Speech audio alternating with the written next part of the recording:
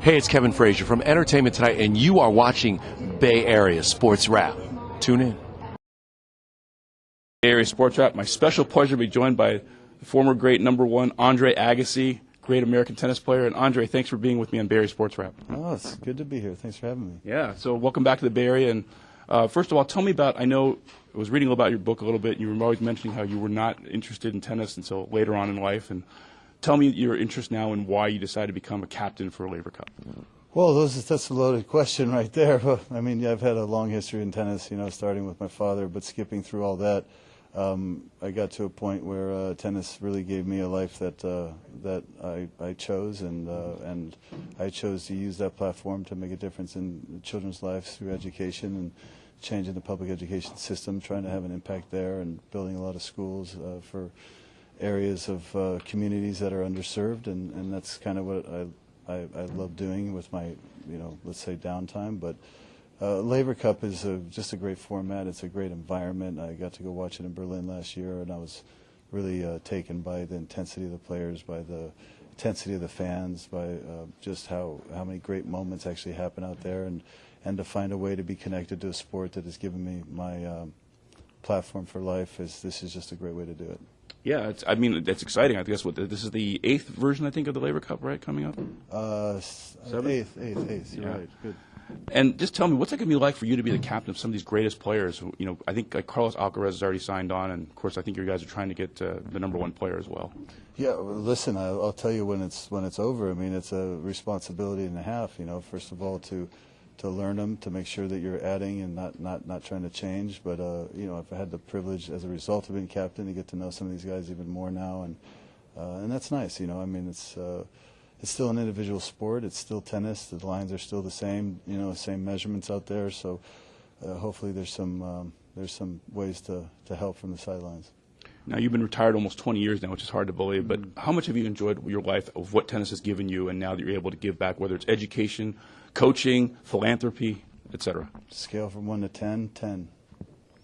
Yeah, I mean, so if you could, not that I'm asking about day in the life, but what is your life like now as far as like being able to enjoy what you've worked for?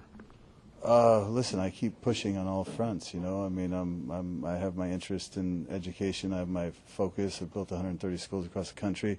I've gotten so into pickleball. Mm-hmm. I love that as an outlet in my life. We still love snowboarding as a family. So we get to sort of choose what and when and how, and I like working too. I still like traveling, and I still like getting engaged with the game, and I still like promoting things that add to people's lives. And I think tennis is the king racket sport that exists. It's the Mount Everest of any racket sport. But I also think pickleball, makes a difference in people's lives and communities. And so it's just been fun, kind of staying engaged.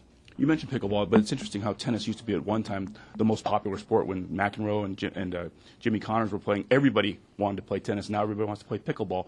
Do you think that tennis itself needs to kind of get back to the forefront, though, as a sport? Well, listen, I think pickleball has a lower point of entry, so it lends itself to a lot of people playing. So from a participation standpoint, you're always going to have more people playing pickleball than playing tennis. You're always going to have more people bowling than playing tennis, right? Tennis is hard. I mean, so tennis clubs still exist, and pickleball has added to those tennis clubs by getting more revenues in so they can stay alive and give the platform for players to have their tennis courts as well. So I think they can play nicely in the sandbox. I don't think they cannibalize each other. One's a game you want to play, the other's a game you want to go watch if you get the opportunity. And I think you'll see that right here at the Chase Center when we bring the Laver Cup, because this place is going to be packed to the ceiling, and only tennis can still do that. Two last questions for me, and that is, when you played here, I remember the SAP Open. I think at the time it was called I'm trying to remember the Sybase. Yes, correct. And you had some pretty classic matches with Pete Sampras. How much fun was that when you were bringing tennis back to the Bay Area, and it was, I think, top number 1 and 2 players going at it? Well, yeah, actually, when I played Pete here, I was outside the top 100. I was climbing my way back from falling from number 1 in the world to 140 in the world, and I remember telling Pete after I beat him in the finals that year, I can't believe you lost to somebody ranked outside the top 100. So no, we had some battles. He ruined a lot of Sundays for me, but he also added a lot to my career. And lastly, where do you want to see the future of tennis? I know you asked this earlier in a presser, and you were saying how, of course, it's been tough for an American to get back to the top because of guys like Novak Djokovic and Rafael Nadal and Roger Federer. How do you think, and who do you think would be a top American that we should keep our eyes out for?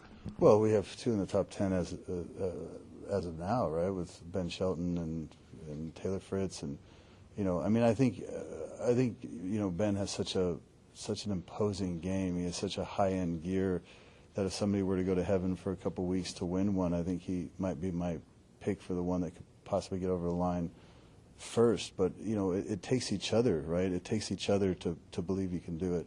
When I turned pro, that I gave Courier the belief, Chang the belief, Pete the belief. Then Chang wins a slam, that gives Sampras the belief, it gives me the belief, it gives Jim the belief, then Jim goes to number 1, it gives us all so we just always kept pushing each other, realizing that it's possible. So I think we're going to see this generation pushing each other to another level. All right, well, that was great. I spent some time with Andre Agassi. Thanks so much, and look forward to seeing you in September here at the Laver Cup in San Francisco. Good stuff, thank you. Thanks so much. Hi, this is Rick Barry. It'd be great if you were to go ahead and follow and subscribe the Bay Area Sports Wrap. Enjoy.